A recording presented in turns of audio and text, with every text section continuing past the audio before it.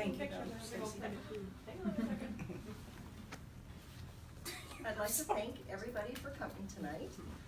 It's my pleasure to introduce Dawn Kuhn, mental health mom. So she's going to share her story with you tonight, and I think you'll really enjoy it. So, All right, well, that's the plan. Yay. For those of you that know me, I have notes, not because I can't think of things to say, but quite the opposite. So, in an effort to get everybody out of here on time, I'm just going to make sure that I stay on point.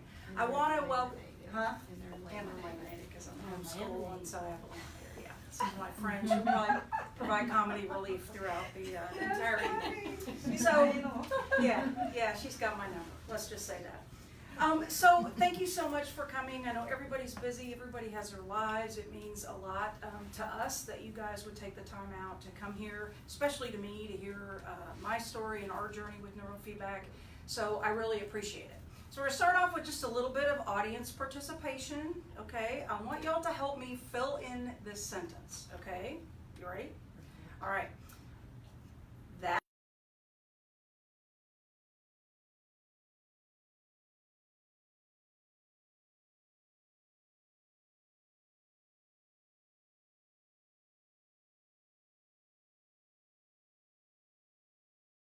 You yourself and your own mental health, your children's mental health, family's mental health, friends' mental health, curious, but you have some journey that led you here. And I just want to commend you for your strength, because being here shows that you're choosing strength.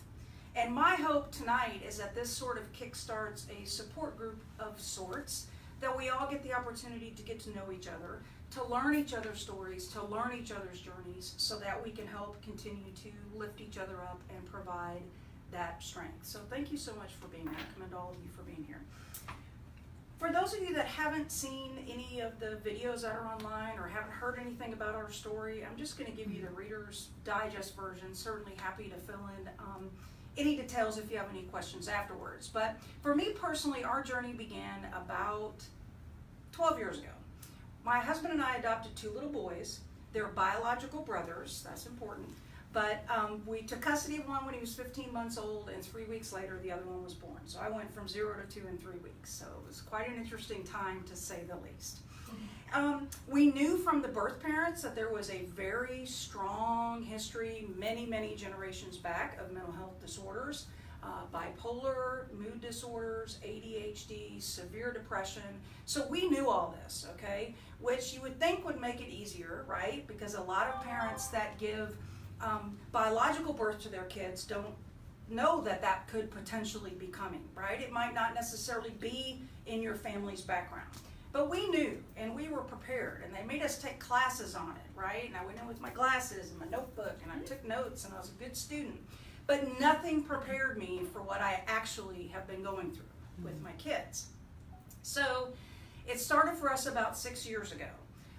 One of my sons, my little one, who's this tall now, but my little one, had the, kangaroo syndrome. Like, this kid's bouncing all over the place, right? I see y'all nodding your head. You got one of those, or you know one of those? You got one in your classroom, right?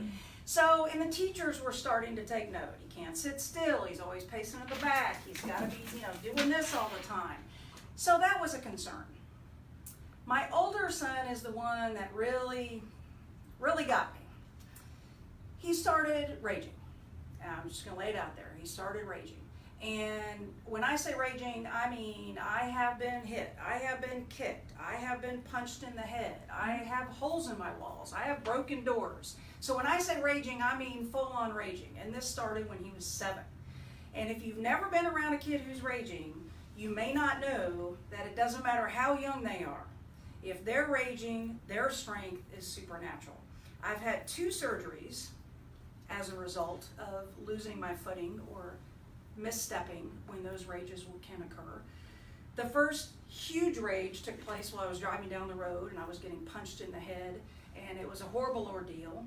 Called my best friend and my next door neighbor. She's here tonight, that makes me all emotional. But I called her and she came over immediately, and that was the beginning of when I knew that this was bigger than what I could do. So we started with our pediatrician, How many have started with the pediatrician? Because that's where we're told to go, right? You go to where the kid's doctor is. Then we got sent to the psychiatrist.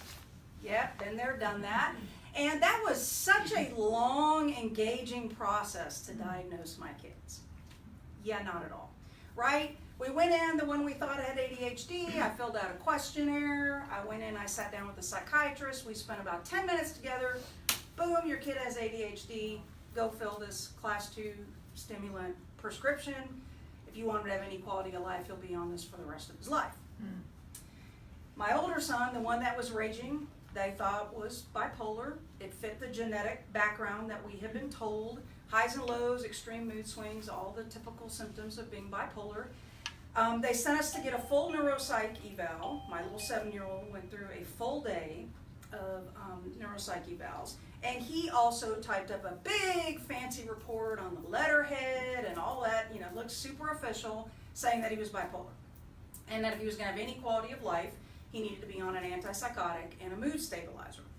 Well, my husband and I were not just jumping up and down excited to put our 7- and 6-year-old on this type of medication. So we went home, and I'll be honest, we prayed about it a lot. We talked to friends and family. We had a great support network. But ultimately, we decided to drink the Kool-Aid. They convinced us. They're the doctors. They're the ones we went to. We saw the pediatrician. We saw the psychiatrist. At some point, we had a psychologist involved. We went to a guy who did an independent neuropsych eval, and all the doctors said, if you want your kids to have a quality of life, you need to medicate them. So we did. So fast forward to today. Between 6 years ago when we started our boys on medication and today, you can ask, I have several very close friends in the room. You can ask them. I always said, I feel like we're missing a piece of the puzzle. I have said that so many times. It's been in my mommy gut, right? Missing a piece of the puzzle. My kids would be on different types of medications and it wouldn't work, right? So y'all know this. So you ramp up on one while you're weaning on the other, and then it doesn't work, so then you wean down on this one and you ramp up on the next one. So we went through this for 6 years. None of them worked. I knew we were missing a piece of the puzzle, but I didn't know what I didn't know. I didn't know how to fix that itch that was in my mommy gut. I didn't know how to figure out what I didn't know because I believed the doctors. So the turning point for us, embarrassingly enough, came from the Dr. Phil show. Okay, I admit it. I've always watched the Dr. Phil show. I mean, okay, I'm just going to say it. Okay, I'm just going to say it. You can laugh, but I'm going to say it. I've always watched the Dr. Phil show. Anybody else willing to raise their hand in public? Okay, good. Mine came from the Deborah Duncan show. Deborah Duncan show. Okay, love Deborah Duncan also. If you ever watched Dr. Phil, I brought this just because there's pictures on it, but if you've ever seen this guy, Dr. Frank Lawless, he's on Dr. Phil's advisory board, has been for years and years and years and years and years. And I used to see him on the show, and he would deal with the patients who were really struggling, who parents came as a last resort. Look, we've tried this med, we've tried that med, we've had this diagnosis, I've been to 38 different here and there and all over the place. Nothing's working. I cut out gluten and dyes and all that. Nothing's working. And he would take them to this place called the PNP Center in Dallas that Dr. Phil talks about. And Dr. Lawless and another doctor, Dr. Peavy, founded that center, PNP in Dallas. And so I would always see then the follow-up shows where these people would come back after being analyzed by Dr. Lawless and his team and, like fixed. Like they'd come back and say, I feel so much better and I'm off medication and this. And I thought, I'm sure the average Joe can't just call up the PNP Center and try and get their kids in, right? Well, if you know me, you know that. I'll do it. Yeah, Monica knows, so I called. And I went through quite a lengthy interview process, and at first we were rejected because my son had been having some auditory and visual hallucinations, pretty severe ones, and they don't take any kids that have had any sort of psychosis or break from reality because it really affects the testing if they're not.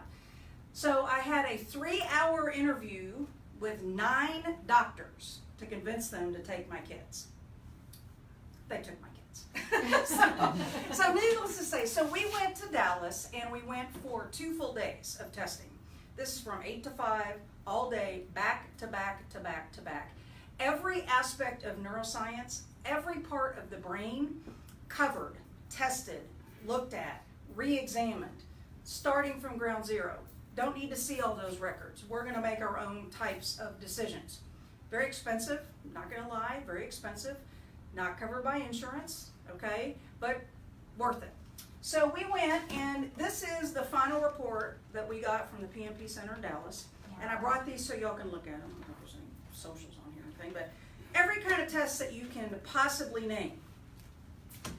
I will say that the best information that we got going to this center was the information that we got from brain mapping, from the QEEG, what Sandstone Center for Neurofeedback focuses on. Told me a couple of things. Told me that my ADHD son does not have ADHD. bingo. Told me my bipolar son is not bipolar, which means that not only were they misdiagnosed 6 years ago, but they were wrongfully medicated for 6 years. That's on me. It's on me. Listen, I know it's not okay. Okay, she's gonna like you. I know Monica now. She'll take me out. She'll flatten me like a pancake. What I mean to say is that I always knew that I was missing a piece of the puzzle. Okay, I always knew. I just didn't know how to figure out what it was. And although I know, as parents and as aunts and uncles and sisters, you know, whatever the connection is, or yourself, you can only make decisions based on the information that you have, right? And if you don't know that there's information out there, if there's something called a brain map or a QEEG, how are you going to know to look for it? Like, would you honestly think, well, you know what? I'm just going to Google and start with the letter Q and brain and see what pops up. Like, who would sit in, like, that's not normal, right? We trust our doctors. So, the PMP Center recommended that we go to a little old place called Sandstone Center for Neurofeedback. Okay, and here we are. We have completed 46 sessions as of today. Start crying. Which means we have had our remaps. Every 15 sessions you get re-brain map to see the progress. So we did our third progress report yesterday. Got the results today, as a matter of fact. I feel like I live here. I've been here like 300 times in one day. But I love it. I'm just saying. It's okay. So we got our results back, and we are seeing from progress report to progress report on both kids, every part of the brain, 40+% successful change every time. Now, let me ask you this. Remember I said audience participation? Guess where I got to keep the lump in my throat. Okay. Do you think my kids are still on medication? Yes or no? No. Both kids med-free. 46 Wow. sessions in. No antipsychotics. No mood stabilizers. No focal stimulant for the ADHD. Now, I will tell you that I am a super mega fan of neurofeedback. I am like, if I had pom-poms right now, I swear to God, I would be like, I don't know how you spell Sandstone, but I would be doing it, okay? I'm a fan, okay? It gave my kids their life back. They now have the opportunity to live independently, to be successful, to not have long-term permanent damage done from these horrible drugs that were originally prescribed to them. They are med-free. They've been med-free since September 30th. Okay, we're just getting there. I will tell you that there have been many dark times along this journey. Withdrawing from these meds was horrific. Horrific. If I could think of a worse word, I would say it. Horrific. Because it doesn't matter that they're innocent and 13 and 12. That doesn't matter. They still go through detox. They still go through withdrawal. When the neurofeedback begins to work,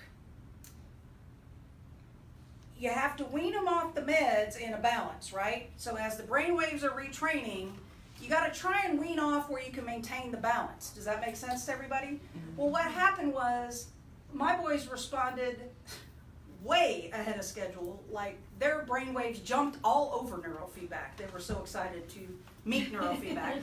And so the success went like this, but we physically couldn't withdraw them off their meds fast enough, safely, to keep up with how fast the neuro worked. So what that means is if that happens, your kid experiences all the side effects of the medication, even if they did not experience them when they first went on them. My kids had no side effects when they first went on these meds. None. Sorry, I'm getting all fired up. This is the part where I start going nuts. Okay, so they had no side effects when they started on the meds, but coming off them, depression, lots of stomach aches, lots of headaches, lots of, feeling super nauseous, that whole physical feeling that comes along with it. My oldest son, coming off the antipsychotic and the mood stabilizer, the one we thought was bipolar, became suicidal and would come to me on a daily basis and say, I want to kill myself and I need you to help me. I am thinking about either hanging myself or cutting myself. You need to take me somewhere. Now, I'm trying to get you off the meds, right? We found something that works great. We're retraining your brain waves. Like, we're all happy in the world, but these dang bleep drugs had a hold of him, and no matter how much I loved him, and no matter how hard I fought for him, I couldn't fight what these drugs, the kind of hold these drugs had on him. So it has been a very difficult journey coming off of it. He's doing much better now. We chose not to take him in. I didn't sleep for a week. I wouldn't let him pee by himself pretty much. But I chose not to take him in because I knew if we took him in, we'd lose all our progress from the neurofeedback. And what would we do? What would they do as soon as I took him to the hospital? Drug him. Drug him more severely than he was before to keep him at an even keel and sedated so that they could send him home and clear the bed, right? I mean, that's what happens, right? And I wasn't going to let that happen. I just wasn't. I wasn't going to take a step back. But in those dark moments, I decided that I was not going to let what happened to my boys, those dark times, what they went through, happen in vain. Enter the mental health mom advocate. Because now I am one peed off mama bear. And I'm mad that I didn't know what I didn't know. I'm mad that nobody told me that these options were available. I'm mad that my kids suffered and I couldn't help them. Mad. Your kid comes and says, you help me. I'm telling you, I'm going to kill myself. Not easy. Not easy. Not easy, not easy. So I don't want those dark times to have been gone or have happened in vain. So while we were going through all this is sort of, and I'm sharing this with y'all, and you may go, that's really dorky, but it's personal for me. I found a quote from an author that I really like. Her name is Kristen Rogers, and it resonated with me, and it came to life in my gut, and it's what has led to why I'm here tonight.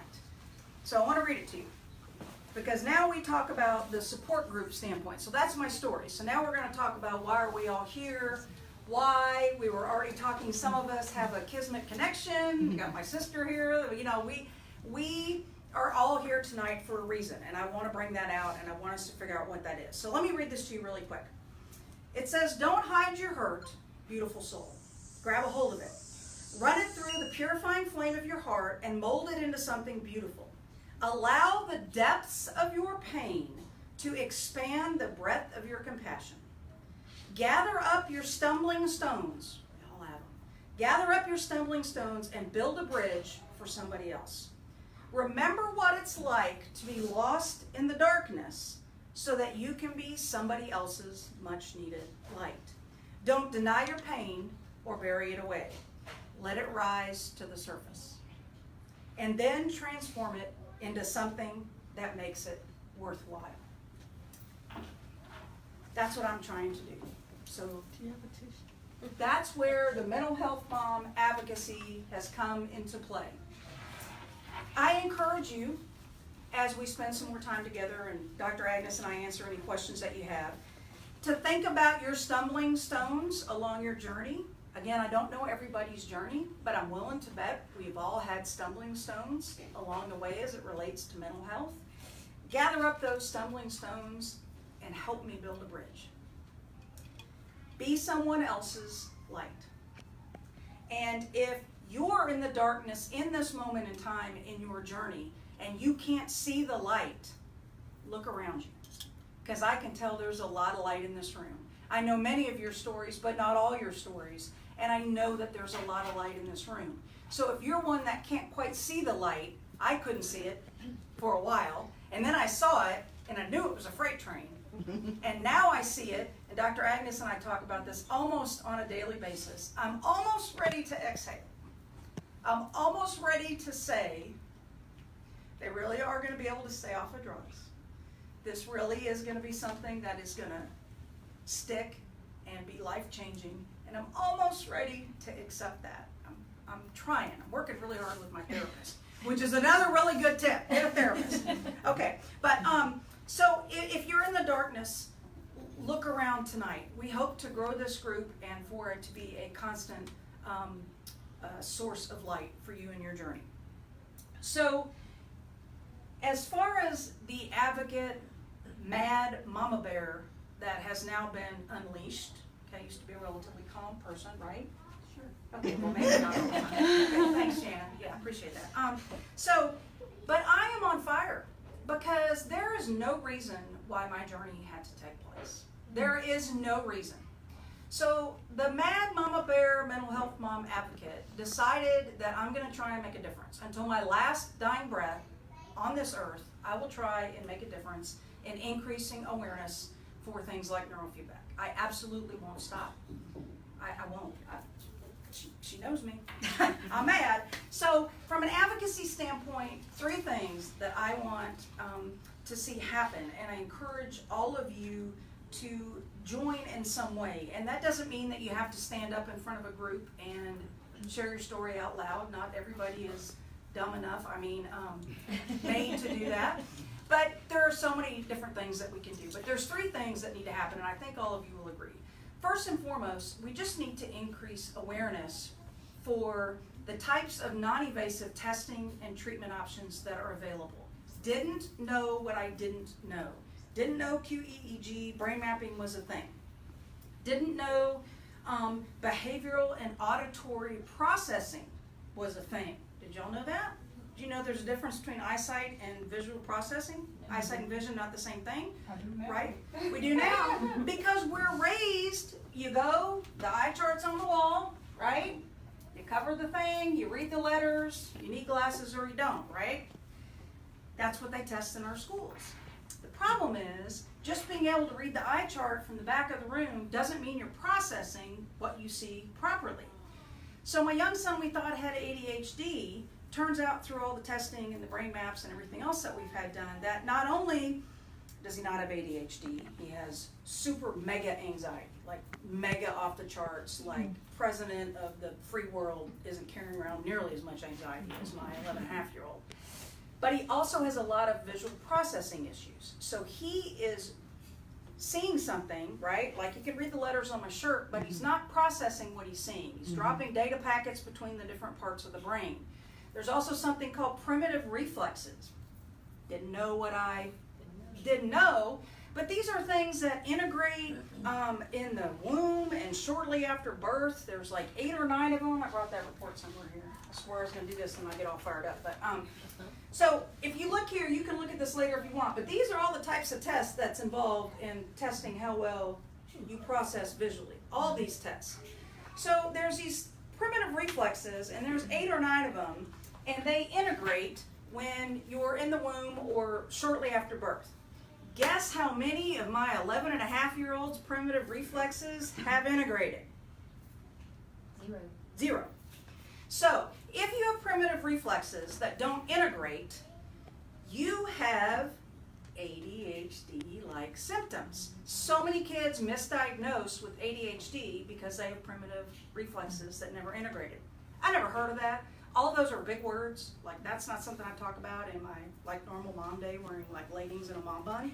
I never heard of that. I didn't know that that was a thing. So in addition to the neurofeedback, he's doing some visual processing training to integrate those reflexes.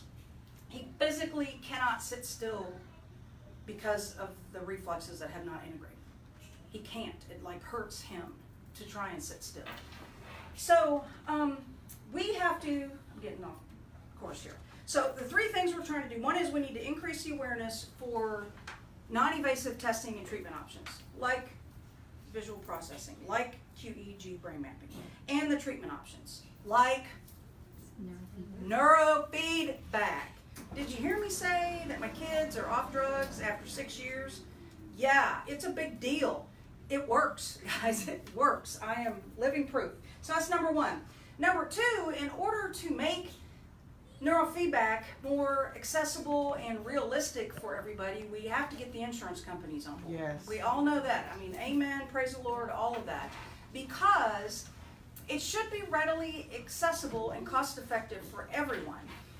Dr. Agnes, again, we have many conversations because, did I mention I live here? Yeah.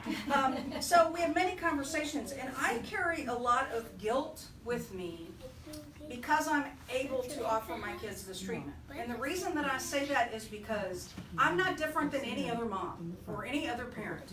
And my kids aren't any better or more special or any of that. They're probably louder than most kids.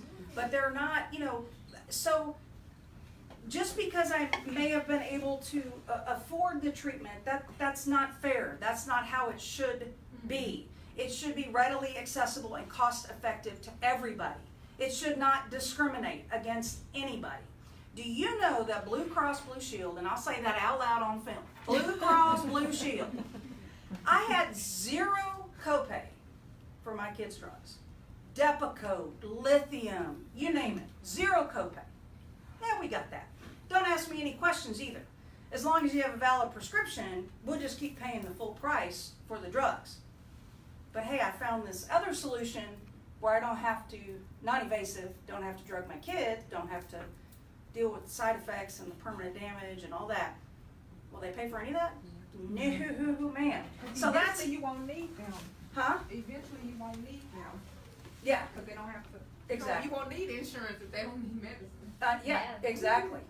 So increase awareness for that this type of stuff exists, get the insurance companies on board, and then finally, I'm not going to stop until we've changed some laws. And what I'd like to see happen is I would like to see it be required by law, especially for minors, certainly for everybody, but I'm kind of just uber focused on the young developing brains, that before a psychiatrist can prescribe these type of mind-altering drugs, that they have to exhaust all non-invasive testing options, treatment options, all that's available before they can write a prescription.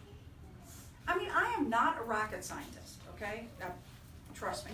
You saw my algebra grades back in college, you know.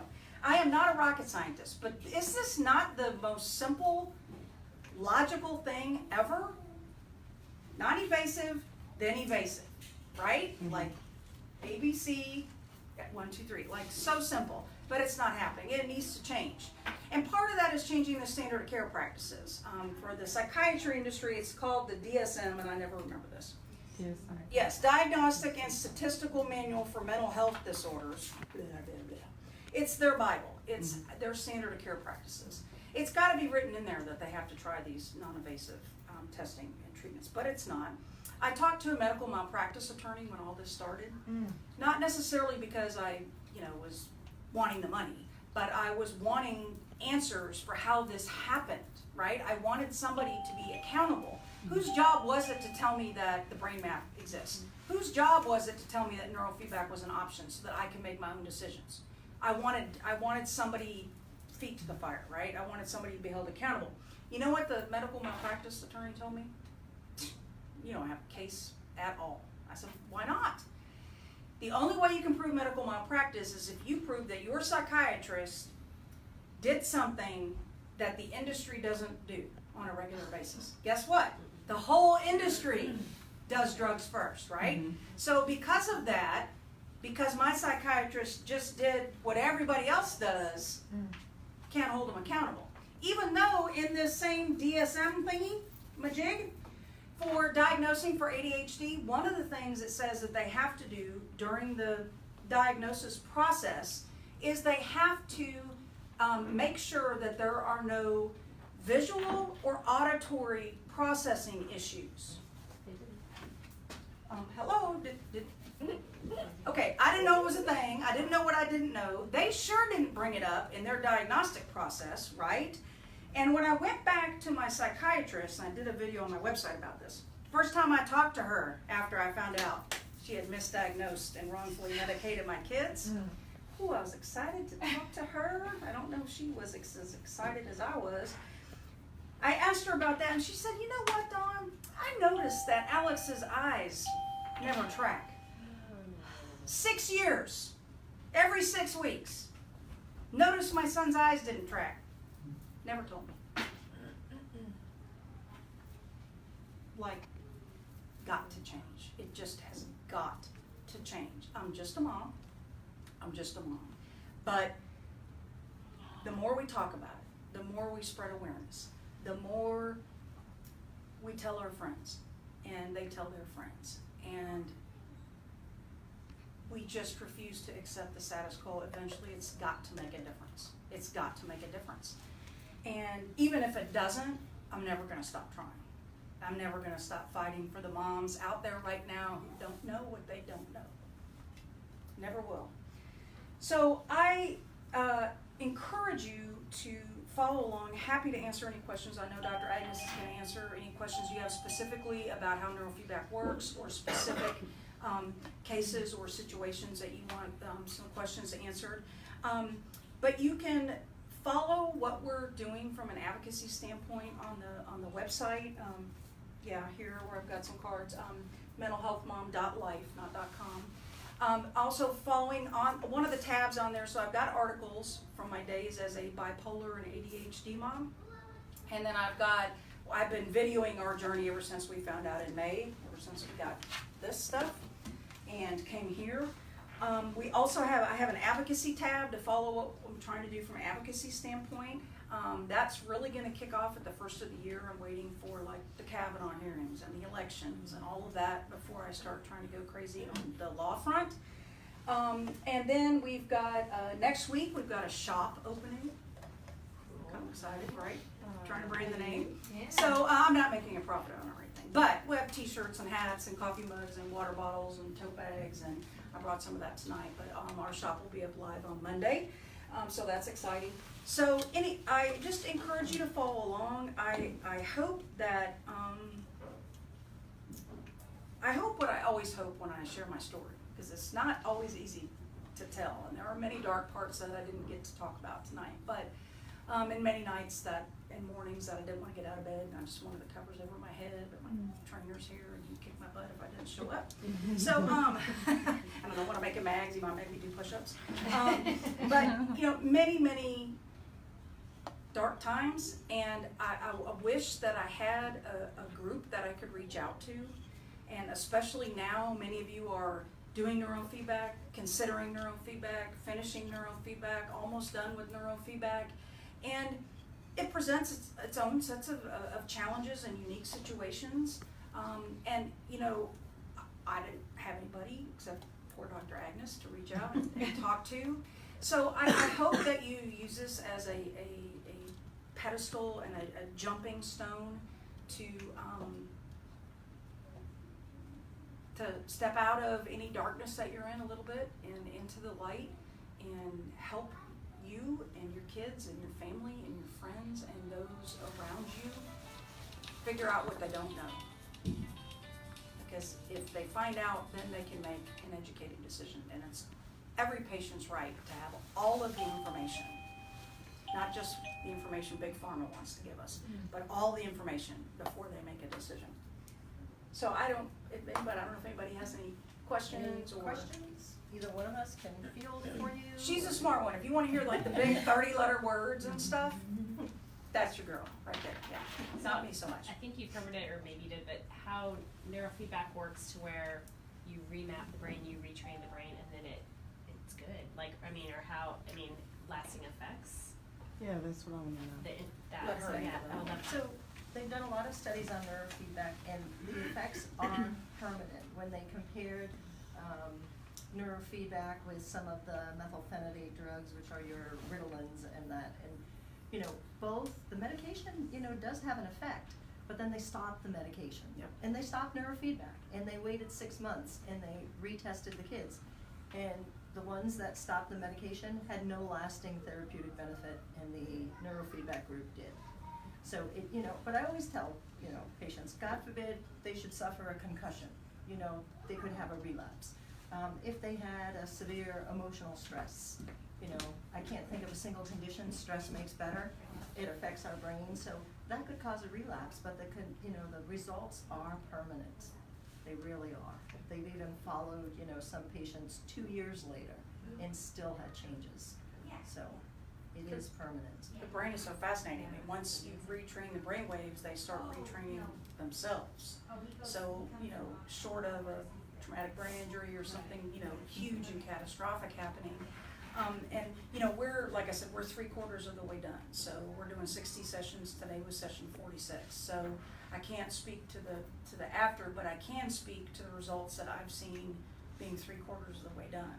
My kids are so much, my son's anxiety is down. I brought all of our reports in case anybody wanted to look, and you can compare the different reports that we've had done and see the progress, but, and they're complicated, like green is, just look at the colors, green is good, red is bad, that's how I learn. But his anxiety's down, and I didn't even mention, but my son that we thought was bipolar, it turns out that he was actually having nonstop seizure activity. Wow. So not like, flailing on the ground, foaming at the mouth, but epileptiform type seizures, and they were nonstop. So as soon as one would end, another one would start. As soon as it would end, another one would start. So every time you would have one of these brain blips, so to speak, he would reset. So I'm happy, I'm mad, I'm confused, I don't know where I am, what just happened. And so the resetting, if you will, created what appeared to be mood swings. And he would lose parts of time, and I would always tell my friends, I can just see it in his eyes. I know when Adam's gonna rage. I can just see it. But what I was really seeing was the seizures. Like the blank I would see was actually him having these brain blips. And we're not seeing that type of activity anymore. And his raging is going down. Now I wouldn't even call it raging now. He gets mad. He's 13. Hello. And he's a boy. Hello. So, let's just call it like it is.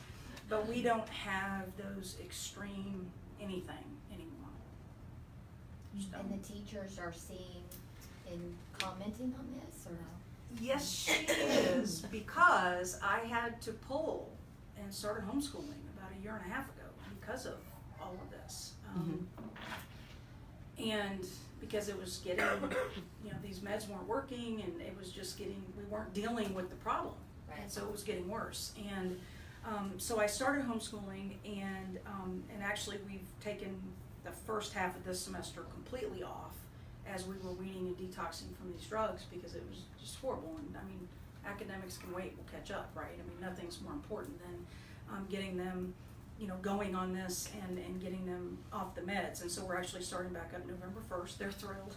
Can't wait. So they're not thrilled. Yeah, they're not thrilled. And their teacher's in for a real interesting year. So I can't, but yes, they would notice a difference. I know that they would, because my son, my son whose primitive reflexes did not integrate, he has to do behavioral vision processing therapy, a lot of big words, for about a year. And we're only about 6 weeks into that. So, it's probably gonna be another 6 months before we really see a big difference in his reading comprehension and his writing. Because for him, neurofeedback and vision processing therapy equal pieces of the puzzle. For my other son, we thought was bipolar, 100% neurofeedback, 100%. So, yeah, I may have to kick him back into school at some point. Mama needs a break. But in the 6 years, let me just say this. So in the 6 years that all this has happened, I have had 15 surgeries, shattered bones, you name it, 15 surgeries. My stepdad, who was my dad at my heart, passed away. 6 days later, my biological dad passed away. I've lost 3 uncles, and last November, my youngest son had open heart bypass surgery. So on top of everything else we've gone through in the last 6 years, it has been a big 6 years. So I'm ready for a nap, and kicking them back into public school. So we'll see how that goes, maybe next year. That's funny that you should talk about the medications, because I work at a BTC, and when the kids are off their meds, we're like, why did the mother take them off those Right. meds? Look, they're Right. so now I can hand out little cards, can't I? Yes. Yes. Yes, you can. Yes. Absolutely, you can. Yes. For my youngest, he had to adjust to, and he still is, but he's adjusting to feeling comfortable in his own skin because he's been medicated for so long. He doesn't know how to feel without that med. So he's like, bleh! I mean, he literally is like, okay, look at her face. Yeah. He showed me, about 5 different Fortnite dances? Yeah. This one? Yes. I mean, he never stops moving, flossing, I don't understand any of it. But he never stops moving, but he's, and it was worse and it's getting better, but it's just feeling, learning how to feel in his own skin without He has a medication. personality now. That's right. Yeah. He has That a would- true My son- personality. my son, Yeah. It's a my true other one, personality. Carter, in school, on the medicine, no personality, he's flat. Especially now with the, Mhm. trying to wean. The weaning is hard. Weaning is hard, and it ain't for sissies. But, Monica, you made me cry. You're weaning, right? Oh, weaning? Yep. Yeah. It's gonna get better. I'm like 2 steps ahead of this process for Monica, so we've gotten really close, because she's the exact person that I wanna help with this advocacy. Someone who is just getting started in the process, or just a couple, steps behind, that I can help share to make it easier and less scary. Because I'm trying to be for other people what I wished I would've had 6 years ago. I wanna make 2 comments, like, when I started researching, it's things that make you mad. I'm the mama bear too. I guess I'm mama bear too. But, it's like, how long has this been around, this Agnes? It's been around for 30 years. No way. But Doesn't that make you mad? it's not. It's Doesn't not that tick you until- off? You know what I'm saying? It makes me so mad that it was something like this there. The pharmaceutical companies And may have once something to you do sit with down it. and realize how much control they have over the politicians, over the doctors, the schools, Mhm. everybody. I mean, like, when I started, like, mentioning it to my psychiatrist, I don't know what you're talking about. I know you know, but you won't have a job if everybody knows. Exactly. Mm. It was Just how- approved by the FDA in 2013 as a diagnostic tool for ADHD. Mm. Is it in that DSM Bible standard of care practices? No. No. Like you said, it's insane. And I'm, of course, don't even get me started how thankful I am for this lady and what they've done, or I'll be waterworks and all over this place. But thank goodness for places like Sandstone and Dr. Agnes and Dr. Tony and everybody who is just so passionate about increasing awareness. I mean, they're helping so many people. Huh? Thank goodness for Hey, let me Dr. tell you, I'm Phil. trying to get on the Dr. Phil show because because I want to go full circle. Make it I happen, want make to it go happen. full circle. Make it Yeah, the marketing company that Sandstone uses was kind enough to help me put together an infomercial, like a mental health mom infomercial, and I'll put it on the site. I'm supposed to get it next week, but and so that's what I'm going to try and use because I mean, he is such a huge mental health advocate. And he's got all these guys on his show, and he's doing all these great things. But why are we not pulling our weight around a little bit and trying to get laws changed and standard care practices changed? So I don't know. Trust me, I want to be on the Dr. Phil show. Camera, it's 10 pounds, but help me with that. Yeah, get camera ready. But I would love to be able to go full circle because I would not be able to have helped my kids if my guilty pleasure wasn't Dr. Phil. And like you said, that is absolute pure insanity. It's just insanity. Something to be out there, and that will help them Not know. and get away from these legal drug dealers. Yes, they are. Legal drug dealers. I mean, you think about some people in jail behind it. These people walking around free every day. You know what I'm saying? Now, Pumping it's- drugs.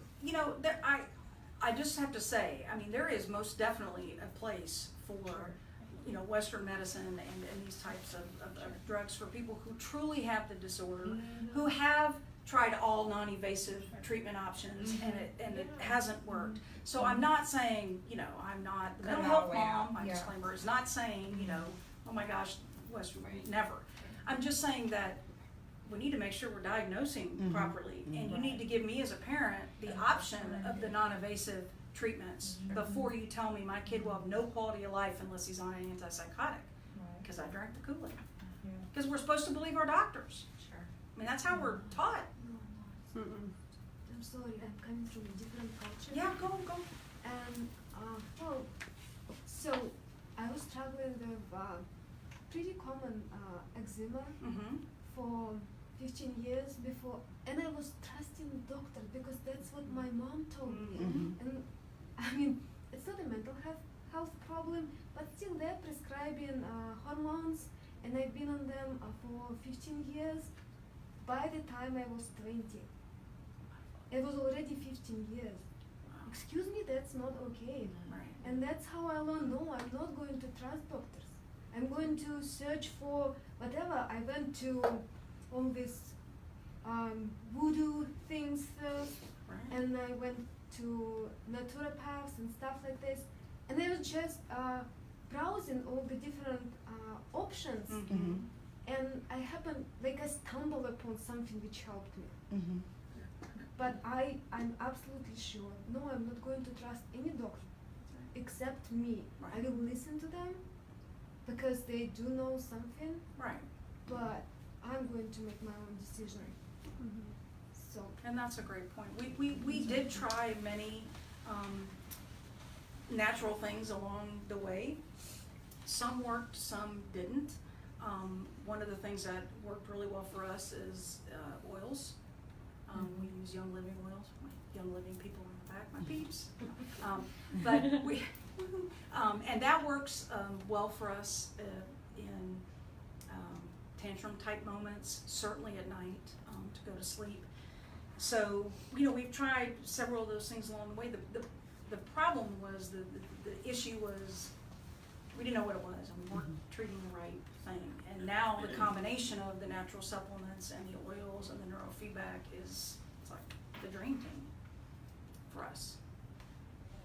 And I want to also say something about the cost. It was big for us. It's big for everybody. It's big, but but they do work with you here. If I didn't have decent credit, my husband would be screwed. For one. Let's just throw him under the bus. He's not here. And then we wouldn't have been able to do it. You know what I'm saying? But I mean, they really work with you here. Especially if you have more than one. I mean, I don't know. More than one person to treat. It's just not.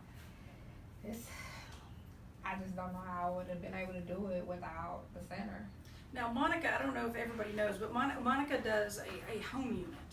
So, for example, my sons, we come here, we live down the street, it's easy, I like the routine of it, I like them bossing them around, and I like my 30 minutes of peace and quiet. Did I say that? I said that. And normally, it's on film too. It's on film, yeah. Please don't ever watch this, Adam and Alex. And actually, normally I'm in Dr. Agnes's office doing a video of some sort often, but so for me, living down the street, I like the routine of it. But there is also a home unit available. So for a lot of families that have multiple people that are using it, or need to, your kids are in school, need to do it on a certain schedule, maybe when they're not open, you can rent the unit and they give you the protocols, and it's something that you can do at home, and I think it's more cost effective, certainly if you're treating more than one person. So just in case you didn't know that was an option, it is an option. So I'll speak to that only. The place where we are, I guess, in our journey, when my kids were in a PE class is how we met Dawn and learned about what was going on. My son is 12 and has never been medicated, but we've always managed various things that we understand about. And it was so intriguing that I thought, I really think I'd like to get more information. I'd like to know. Looked into it and thought, well, if I'm going to do my son, it'd be really interesting to learn about my daughter. And started talking to Dr. Agnes, and I said, who do you think could benefit from this? And she said, well, everybody. And I went, well, and it was affordable with the offer that they had.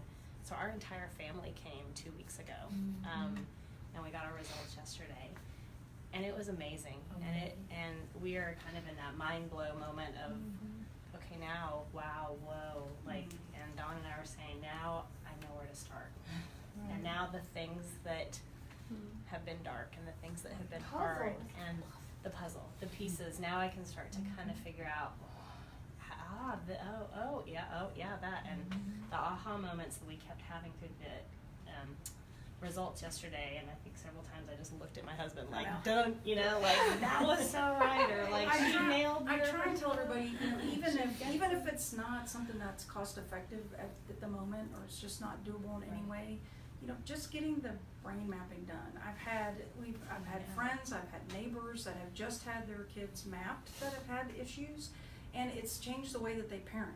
Sure. It's changed their supplements. Even that alone will make a difference in your kid's life. That alone will make a difference. So even if, neurofeedback's not an option or not an option at this time, just to get the information, it's like reading a book about your life. It's like an autobiography, yeah. And it can lead to other things. I mean, one of the things that we had to do with Alex is Dr. Agnes sensed that he had some food sensitivities.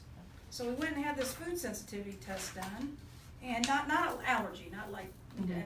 This is just sensitive, because even sensitivities change your brain waves. Didn't know what I didn't know. So so we got 3 things that he's got very strong. They test for 417, I think. Oh my God. 3 things that he has strong reactions. Quite a few he has moderate. I don't think he'll mind not eating snapper. As long as chicken nuggets aren't on here, right? And then some moderate. And it goes through, 417 foods. Everybody thought he was gluten sensitive. He's not. So, but he's not. But the dyes, it turns out he was cow dairy, some artificial sweeteners, some of the dyes, pretty normal, and corn, basil. Yeah, that's not a But problem. again, that's another one where advocacy, because the price Is it expensive. should not be that expensive to No. just find out that information about It yourself. should not be. Yes. Like that part to me is You like asked me an about advocacy.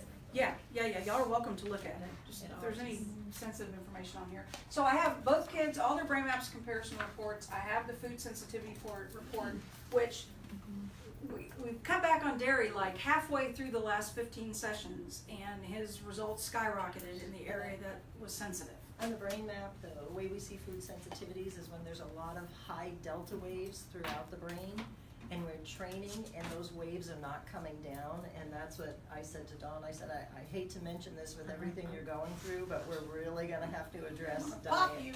And then, and then she gets her report back from the PNP center, Yeah. and they said, he has a sensitivity and it's probably gluten.